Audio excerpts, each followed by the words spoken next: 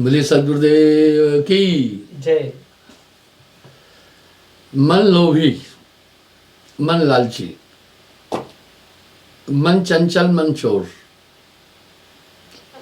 मन के मते न चलतू भाई, पलक पलक मन और। आराधना का जनक मन है और मन के दमन के लिए ही आराधना है। लोहे से लोहे को काटा जाता है। मन ही के हारे हार है, मन ही के जीते जीत। पार ब्रह्म को पाइए मन ही के प्रति। हे राम, बिना आत्मज्ञान के जगत का अत्यंत अभाव नहीं हो सकता। ऐसी क्या वजह है? जब ये अपने में सिमट आता है तो पूरे संसार का अस्तित्व खत्म हो जाता है। ये जगत तो केवल चित्त की पूर्णता से आभासित हो रहा है। राम जी के प्रश्न भी बड़े प्रासंगिक हैं। उन्होंने अपने गुरु से बड़े प्रासंगिक प्रश्न पूछे। आत्मज्ञान सत्संग, सत्शास्त्रों के और महात्माओं के प्रयाण से प्राप्त होता है, क्योंकि इससे अंतर्वृत्ति जागृत होती है। बिना सत्संग को मत नहीं छूटी। और मन के हाथ ही तो इंद्रियां हैं। बिना इंद्रियों पर विजय प्राप्त किए मोक्ष प्राप्त करने का दूसरा उपाय कभी नहीं हो सकता। अधिक कहने से भी क्या प्रयोजन है। बिना मन के जीते कुछ नहीं हो सकता, क्योंकि संपूर्ण कर्मों का बीज ही मन है। कितना सुस्पष्ट दिशा मिल रही है। कह रहे हैं राम, मन ही से जगत का आभास है, इसलिए मन का स्थूल रूप इंद्रियां हैं। इनको नियंत्रण में करो। आप थोड़ा मोटे तौर पर देखना, स्वप्न का संसार निद्रा के पटल पर उत्पन्न होता है। अगर निद्रा नहीं है तो स्वप्न हो ही नहीं सकता। इसीलिए जगत की उत्पत्ति तो मन से है। 2-3 दिन पहले मैं एक प्रसंग में बता चुका हूं कि ये जगत मन, उस परम सत्ता से ही मन की उत्पत्ति है और मन ने ही जगत की उत्पत्ति की है। अधिक कहने से क्या प्रयोजन। वशिष्ठ जी कह रहे हैं राम, अधिक मैं क्या कहूं। बिना मन के जीते कुछ नहीं हो सकता, क्योंकि संपूर्ण कर्मों का बीज मन है। भाई, जब बीज को आपने भूंज दिया, अंकुरित ही नहीं होगा, वृक्ष बनेगा ही नहीं। कहत कबीर, सुनो भाई साधो, जगत बना है मन से।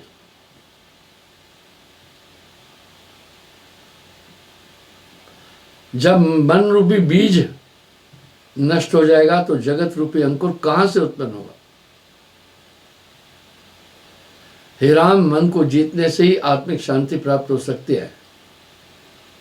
जब तक मनोविकार नष्ट होंगे तब तक जन्म मरण आदि के कष्ट, दुख कष्ट देते रहेंगे। यह संपूर्ण जगत मन की चंचलता के कारण ही अनुभव होता है।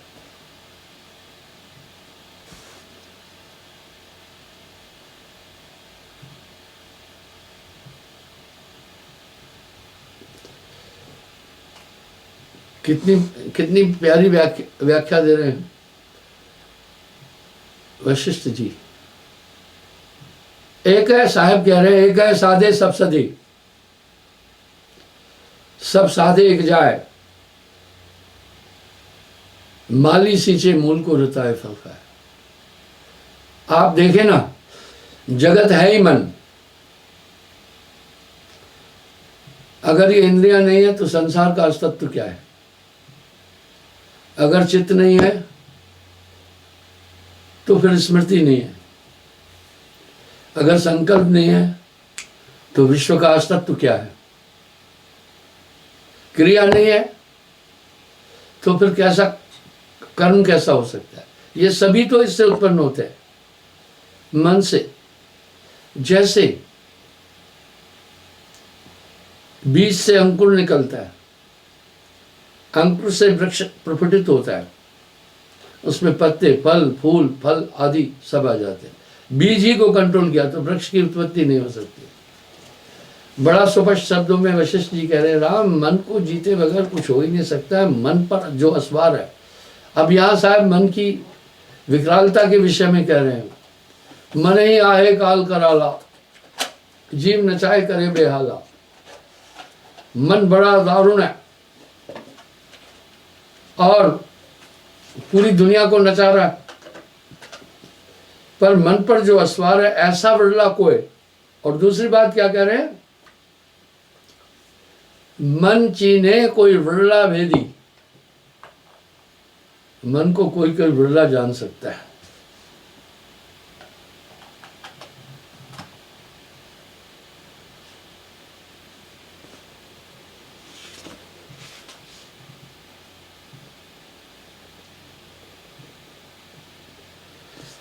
जब तक मनोविकार नष्ट न होंगे तब तक जन्म मरण आदि दुख कष्ट मिलते ही रहेंगे। संपूर्ण जगत मन की चंचलता के ही कारण दिखाई देता है। बिल्कुल लॉजिकल चीज है। मन के चार रूप है, मन, बुद्धि, चित्त, अहंकार।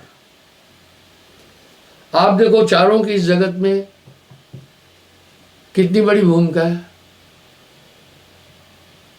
और हमारा जो ये अहम स्थूल मैं हूं अज्ञानवश जो स्वरूप है, ये टोटल तो मन है। मैं हूं इसका आभास अज्ञानवश हुआ। इस मैं में क्या है? मैं में सबसे पहले चित्त है। ये चित्त क्या कर रहा है? यही आभास दिला रहा है मेरी मां है, मेरे पिता है। अगर ये चिंतन ही नहीं तो फिर ये कुछ भी नहीं है। मन का दूसरा रूप बुद्धि है। बुद्धि निश्चय कर रही है।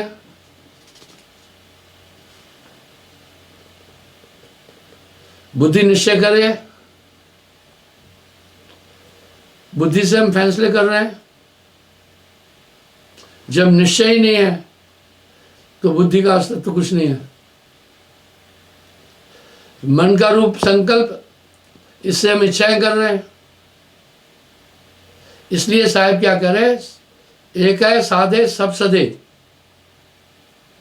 सब साधे एक जाए, माली सींचे मूल को, रत आए फल का।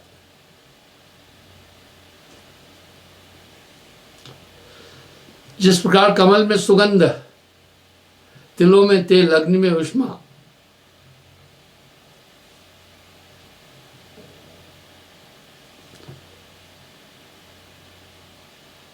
इसी प्रकार धार्मिक पुरुषों के अंदर धर्म निवास करता है।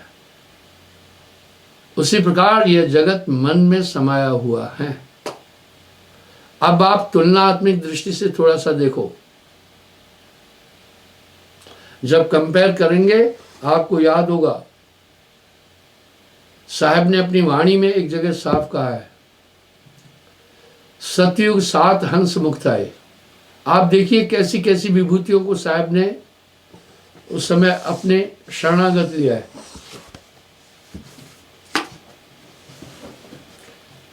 कह रहे सतयुग 7 हंस मुक्त है।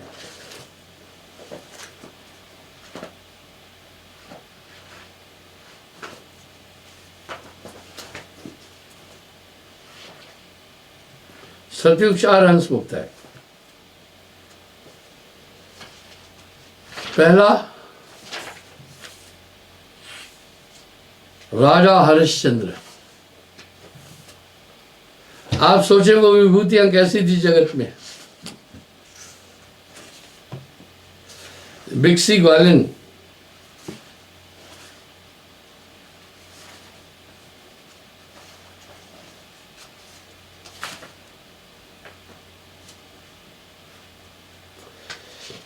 कैसी कैसी विभूतियों को साहब ने चेतन क्या है, इससे बोध मिलता है।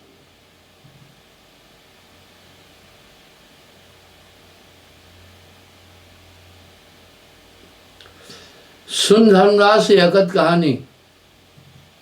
साहब कह रहे यकत कहानी बता रहा हूं। सुर नर मुनि नहीं काहू जानी। अब यहां एक अपेक्ष उत्पन्न हो जाएगा। कह रहे सुर नर मुनि, इसको कोई भी नहीं जानता है।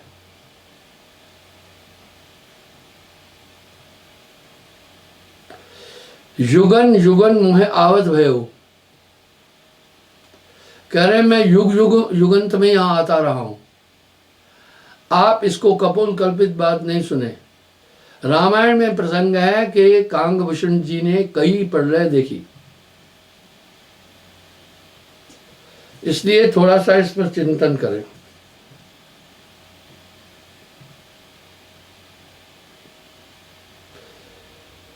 सत्य शब्द में कहते रहे हो और मैं सत्य शब्द का प्रचार करता रहा।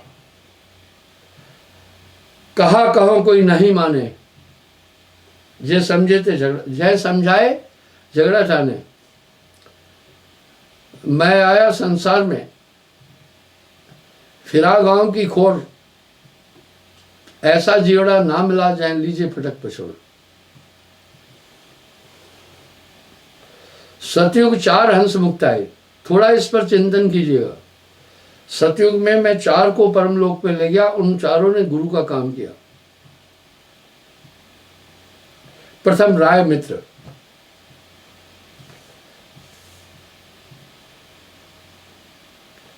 राय मित्र ने नाम नहीं लिया, लेकिन उनकी पत्नी थी रानी चित्ररेखा, वो मुझसे दीक्षा लिया।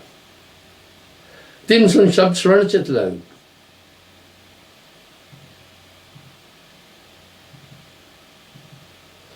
दूसरा राज भट्ट क्षेत्र है।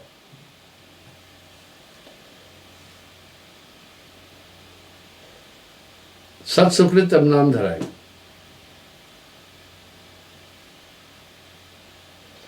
तीसरे राज हरिश्चंद्र कह आए, बंद काट के लोग बैठाए।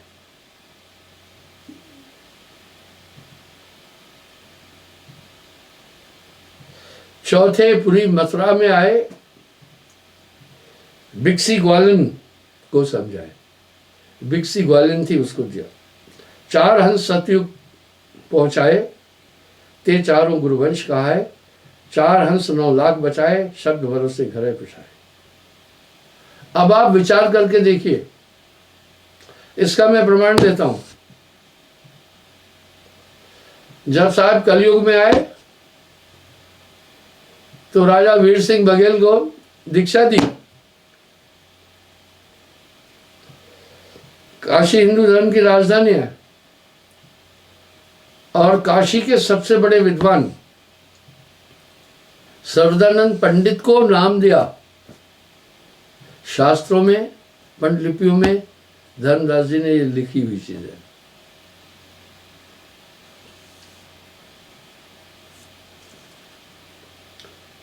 पुन त्रेता कह रहे, फिर मैं त्रेता युग में आया।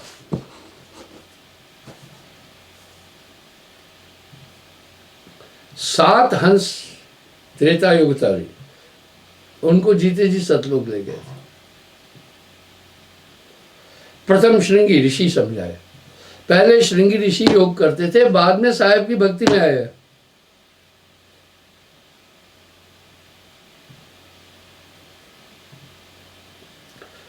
दूसरा अयोध्या मधुकर, ब्राह्मण मधुकर को अयोध्या में दीक्षा दी।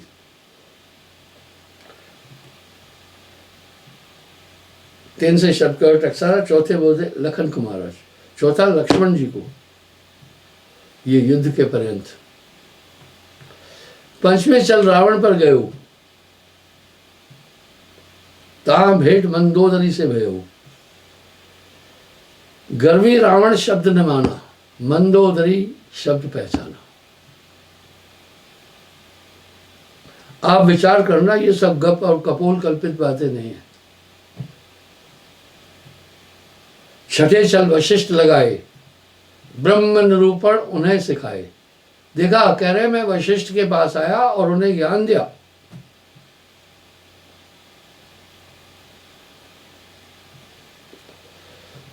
मैं ये कहता हूं कि जितने भी गण गंधर्व ऋषि मुनि हैं ये सिर्फ शून्य निरंजन तक जाते, आगे नहीं निकल पाते। निरंजन किसी को भी वहां से निकलने नहीं देता। जो भी पृथ्वी की कक्षा के अंदर है, धरती उसे अपनी ओर आकर्षित करती है कि नहीं, अपनी ओर खींच लेती है। इस तरह निरंजन किसी को पार होने नहीं देता है। इसलिए सभी गण गंधर्व ऋषि मुनि आदि निरंजन तक जा रहे हैं। परमात्म विषय एक ऐसा सब्जेक्ट है जो आज भी सस्पेंशन का कारण है।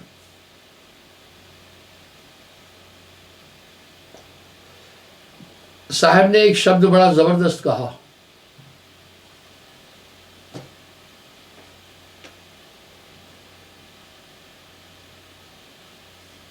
आप उस शब्द को समझें।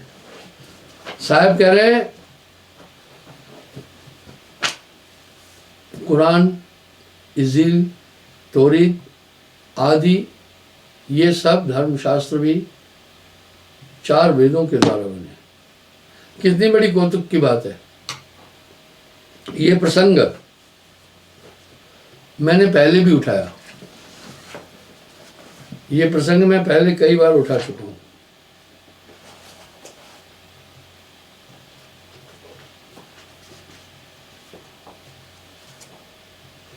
तो साहब कोई साधारण व्यक्तित्व नहीं थे।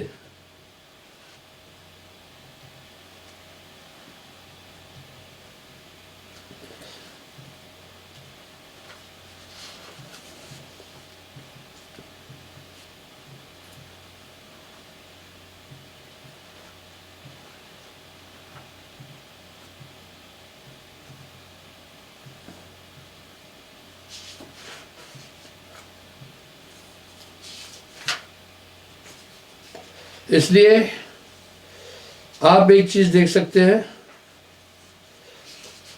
कि वशिष्ठ जी ने मन पर कितना कसकर बोला है। इससे एक झलक साहब की एक बड़ी टाप मिल जाती है इसमें।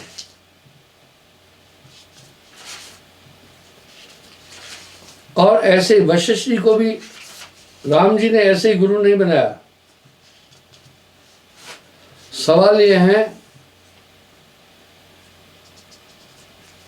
कि गुरु को आदमी नमन करता है, अगर ये विभूतियां सर्वोपरि होती तो गुरु धारण करने की क्या जरूरत पड़ती।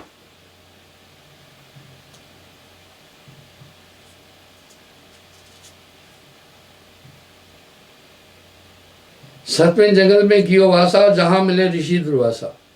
अब आपको एक शंका उत्पन्न होगी, मैं उसका निराकरण करता हूं। देखो द्वापर में भी परशुराम थे, परशुराम और लक्ष्मण संवाद भी रामायण में आता है, और द्वापर में भी थे।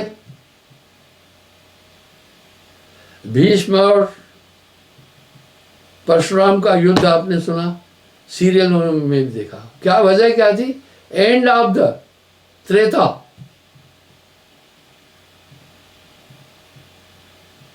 में वशिष्ठ जी को साहब ने नाम दिया है, जब त्रेता युग का अंत होने वाला था और द्वापर का जब प्रारंभ हुआ तब, इसलिए तब उन्होंने नाम दिया दुर्वासा जी को। और दुर्वासा जी वासुदेव कृष्ण के गुरु थे। आप इनसे अंदाज लगाइए, ये जो मैं आपको वृत्तांत बता रहा हूं ये कपोल कल्पित नहीं है।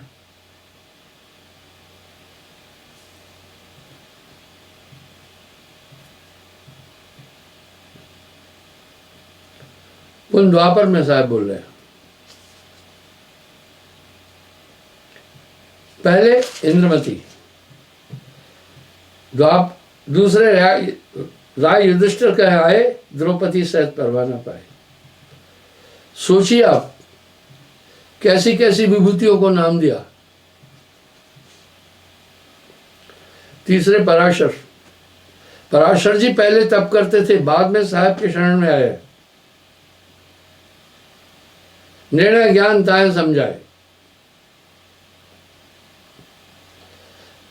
चौथे राजा धुंधुल,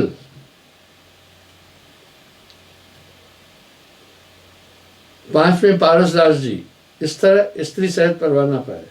छठे गरुड़ बोध हम कीना, व्यंग शब्द गरुड़ को दीना। इसलिए ये भाई न्यूटन ने एक बार भी ब्रह्मांड में नहीं गया था, अंतरिक्ष में नहीं, उस समय अंतरिक्ष यान नहीं थे, पर उन्होंने जो जो चीजें कही अपने विचार से कितनी बारीक थी। कि 66 डिग्री के कोण पर, 66.5 डिग्री के कोण पर धरती झुकी है, आज तक उसको कोई 70 नहीं बोल पाया,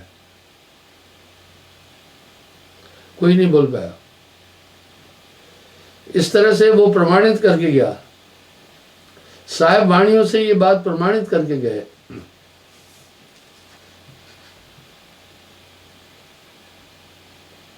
मरने के बाद गरुड़ पुराण ही का पाठ होता है। 18 पुराण है, शिव पुराण है, विष्णु पुराण है, देवी पुराण है, स्कंदन पुराण है, अनंत पुराण, 18 पुराण है। कोई कथा नहीं बोली जाती है। गरुड़ पुराण क्यों कहा जा रहा है? गरुड़ जी, गरुड़ पुराण में आत्मज्ञान के तथ्य आते हैं। छठे गरुड़ बोध हम कीना, व्यंग शब्द गरुड़ को देना, और साथ में सुपर सुदर्शन। 8वें सुखदेव जी,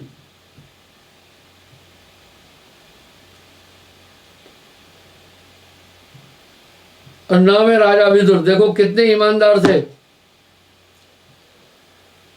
महाभारत का जब युद्ध प्रारंभ होने वाला था तो विदुर तो उनके सलाहकार भी थे, धृतराष्ट्र के, और वित्त मंत्री थे। विदुर कितने सुकृत थे, अपनी हक की कमाई खाते थे, पर्णकुटी में निवास करते थे। जो दिव्य और महान पुरुष है वो हमेशा सुकृत अंश को ग्रहण करते हैं, किसी का धन नहीं लेते हैं। विदुर ने साफ इस्तीफा दे दिया धृतराष्ट्र को। अब यहां सवाल उठा,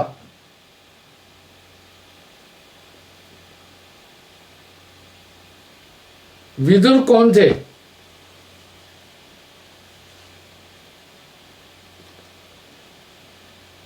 विदुर दासी पुत्र कहलाए।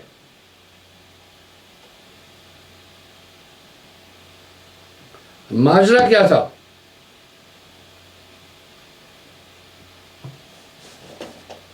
सच ये था, राजा पांडु की मृत्यु के बाद शासन का अधिकारी तो विदुर था। विदुर भी विचित्र बीज के पुत्र थे।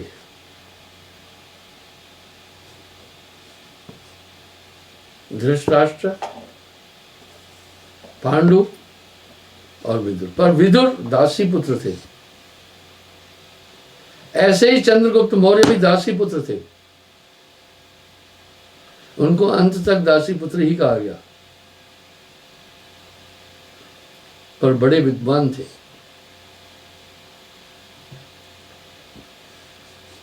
वासुदेव कृष्ण भी विदुर के घर में जाकर भोग छिलके का लगाते हैं। वासुदेव कृष्ण योगेश्वर थे, वो जानते थे विदुर क्या है। विदुर ने और सलाहकार भी थे धृतराष्ट्र के। विदुर ने साफ साफ धृतराष्ट्र को कहा, अगर पांडु राजा था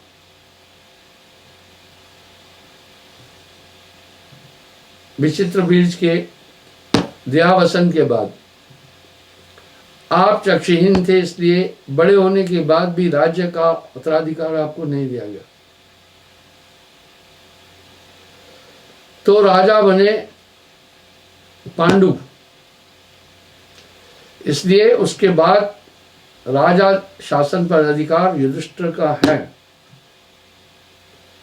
आप पुत्र के मोहवश ये स्वीकार नहीं कर रहे हैं, इसलिए अधर्म है, आप गलत हैं, इसलिए मैं आपके मंत्री परिषद से इस्तीफा देता हूं।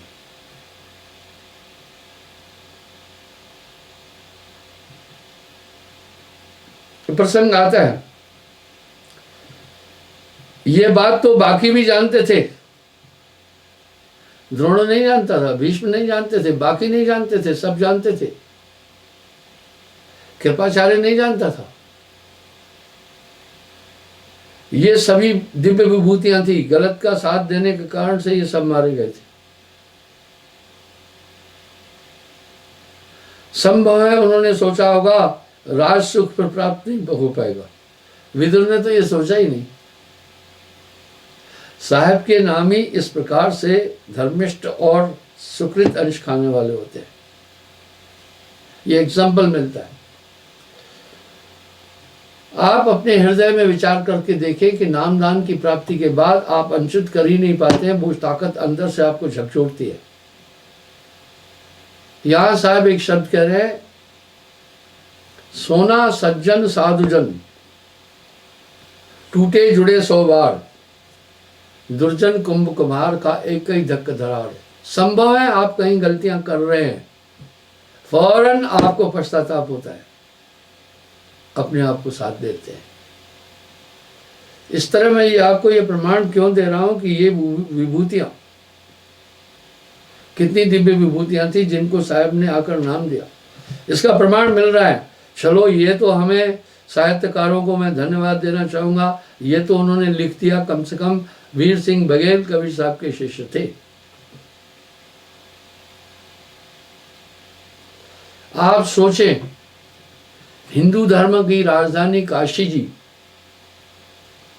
काशी के राजा वीर सिंह बघेल कबीर साहब के शिष्य थे, तो मिथक पूरे वहीं तो तोड़ दिए। कैसा चला? उन्होंने तो समझा ये विधेय पुरुष है। उस समय तो छुआछूत चरम पर थी।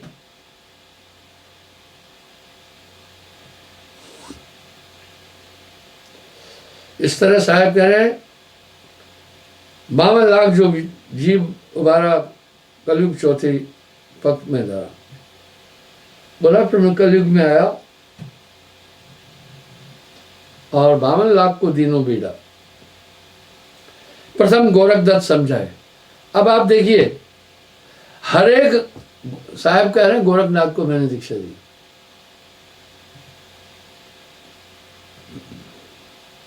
इसका भी प्रमाण दूंगा आगे में। दूसरे शाह बलक को बोधा पड़े आरबी भवित सोधा। तीसरे रामानंद जी को भी। चौथे शेख तकी, पांचवे सिकंदर लोधी। 1398 में साहब का आगमन हुआ। उस समय भारत में लोध वंश का शासन था। छठे वीर सिंह राजा भयऊ ताको हम शब्द सुनयो। छठा वीर सिंह। सातवां कनक सिंह। आठवें राय भोपाल आए। 11 रानी लोक बैठाए। 9वें रत्ना बनियन।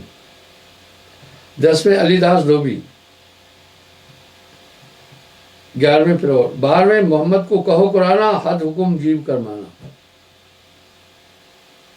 लेकिन मोहम्मद साहब को साहब कह रहे कि 12वें मोहम्मद को कहो कुराना। इस पर मोहम्मद बोध में बहुत डिटेल में लिखा हुआ है। आपको ध्यान होगा, इस पर मैंने एक बार व्याख्या दी है। 13वें नानक से कहो उपदेशा गुप्त भेद का कहा संदेशा।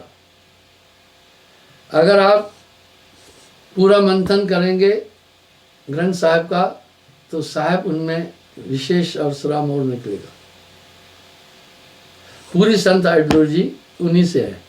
तभी तो नानक देव जी ने अपने जन्म अंग की साखियों में स्पष्ट लिखा है, अव्वल संत कबीर है, दूजे रामानंद, तासे भई भक्ति प्रकट भई, सात दीन नौखंड। आज से कुछ समय पहले मैंने जिंदा बाबा का हवाला दिया था। नानक देव जी ने स्वीकार किया है मेरा गुरु जिंदा बाबा। और साहब धर्मदास को भी जिंदा रूप में मिले थे।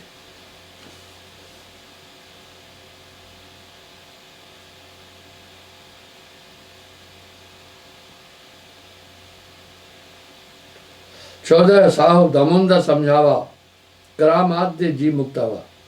14 हंस कलयुग में कीना गुरु स्वरूप प्रबंध। इन 14 को जीते जी सतलोक ले गए थे और पीछे धर्मन तुम पधारे, उसके बाद तुम्हारे पास आया हूं। और वंशन थाप की कन्यारा 1,42,000 जीव बारा। तुम जानो हमें मिले फिर पूछो मोए, नाम भरोसे पहुंची ज्ञान करे क्या हो।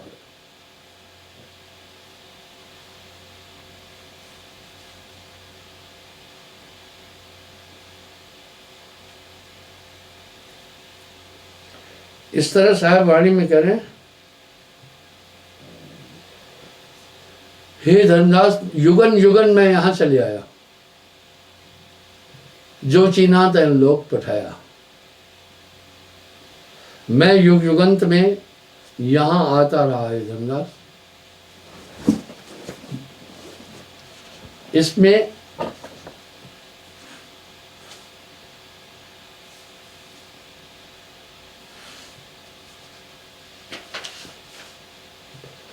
व्याख्या भी आ रही है। आज समय हो रहा है, मैं इस प्रसंग को, लंबा प्रसंग है, दूसरे समय बताऊंगा। तो इस तरह दूसरी बात क्या है पता है? दूसरी बात विशेष ये है, साहब ने गुरु की इतनी स्तुति क्यों कर डाली? वाणी में एक जगह लिखा, गुरु स्वरूप में आप कहाया, गुरु स्वरूप में आप कहाया। अलग पुरुष की आरसी संतन के री देह, लखा जो चाहे अलग को इन्हीं में लख ले। इसलिए जब नाम की ताकत आ जाती है तो एक अन्य शक्ति इंसान के अंदर आती है, मारण मरण सम्मोहन उच्चाटन बख्तर बंद नाम रखवाला। जैसे कवच के बाद शस्त्र भेदन नहीं कर पाता है, इस तरह साहब पुष्टि कर रहे हैं, नाम के बिना कोई मन पर कंट्रोल नहीं कर सकता है। ये एक बहुत बड़ी ताकत है। जब ये नाम एक पूर्ण गुरु देता है, आंतरिक परिवर्तन प्रारंभ हो जाएगा खुद ब खुद। बस आपको एक ही चीज करनी है, गुरुमुख होना है। ये आंतरिक परिवर्तन स्वयं होता जाएगा। ये सभी इंद्रियां कंट्रोल में होती जाएगी, मन नियंत्रित होता जाएगा। आपने कोई बहुत बड़ी तपस्या नहीं की है, पर आप देखें नाम के बाद में आप में अमूल चूक परिवर्तन आया। ये वो ताकत अपने अंदर खुद कर रही है। गोस्वामी जी भी यहाँ एक प्रमाण दे रहे हैं, भोजन खाने के बाद जठर बाकी का काम खुद कर लेता है। सिर्फ तुम्हें भोजन खाना है, वो खुद ब खुद विटामिन अलग कर देता है, रक्त बनाने की प्रक्रिया करता है, सब मल मूत्र को प्रोस्टेट के माध्यम से अलग करता है। इसी प्रकार से जैसे नाम की प्राप्ति होती है, जब नाम हृदय धरा भया पाप का नाश।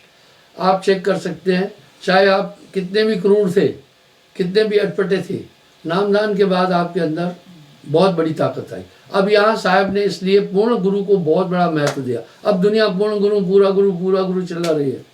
मटेरियल पूरा कबीर साहब का उठा करके लेवल अपना ठोक दिया। ये तो डुप्लीकेसी है।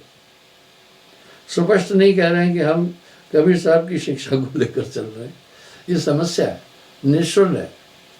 तो इस तरह से बंधुओं, इस नाम की जो बात कही, ये नाम वाणी में नहीं,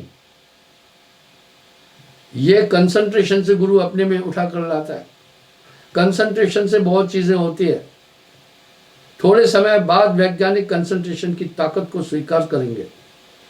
आप इस कंसंट्रेशन से किसी भी आदमी को किसी भी दिशा में ले जा सकते हैं। आप अध्यात्म शक्तियों का संचार भी कर सकते हैं।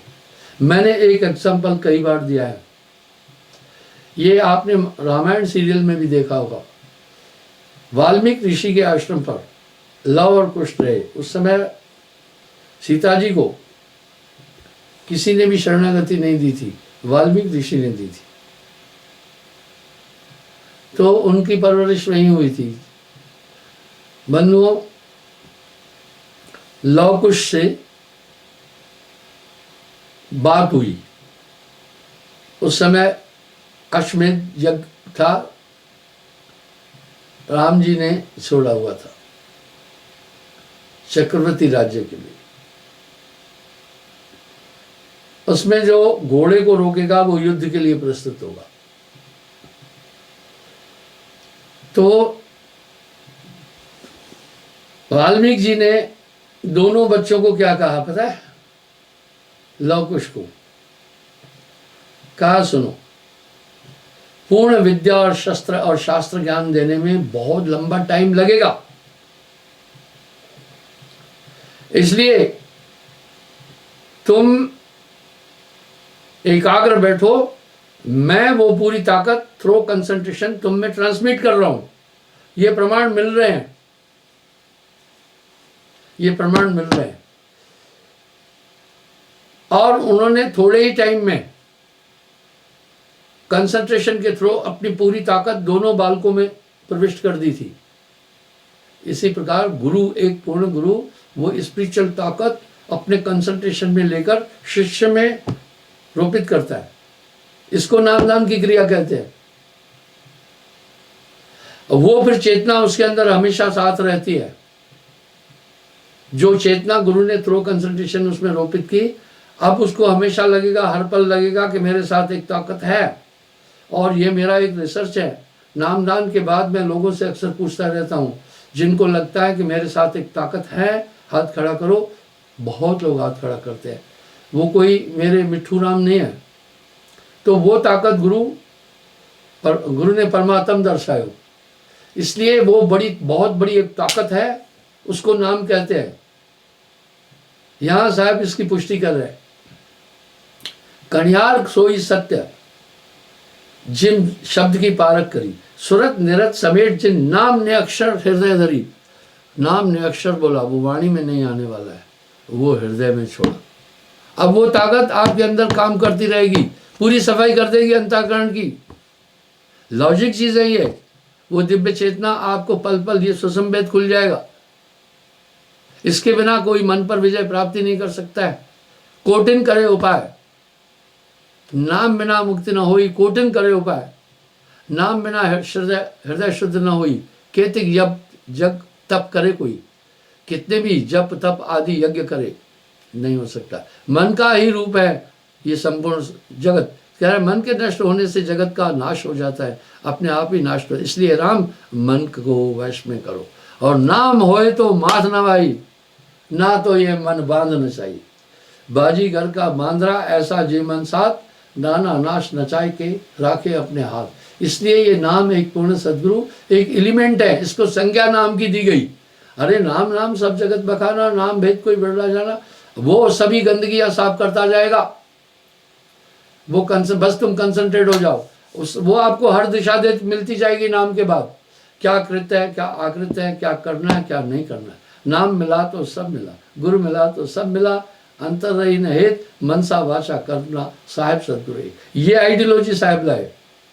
इसके अलावा कभी भी कोई काल पुरुष को जीत नहीं सकता है, इस संसार सागर से पार हो ही नहीं सकता है। क्या सुंदर रूपक दिया गोस्वामी जी ने, कली में केवल नाम आधारा, सुमर सुमर भवतरो पारा। ये नाम कोटि नाम संसार में तिनते मुक्ति न होए, मूल नाम गुप्त है बुझे बिरला कोई। बस आपको गुरुमुख होना है, बाकी पूरा काम ऑटोमेटिक चलता जाएगा। यही वाणी है साहिब का सार है। नाम मिला तो सब मिला, अंतर रही न हेत, मनसा वाचा कर्मना साहिब सदगुरु एक। इसलिए सदगुरु नाम बताने वाले तुझको लाखों प्रणाम। इस तरह जीव को प्रबोधता है एक पूर्ण गुरु, उसके अंदर की सत्संग से भ्रांतियां खत्म करता है, और जब ये नाम प्राप्त हो जाता है बदल जाता है। काग पलट हंसा कर दीना, ऐसा नाम सदगुरु में दीना। कल मैं पुनः हाजिर हो जाऊंगा साहिब।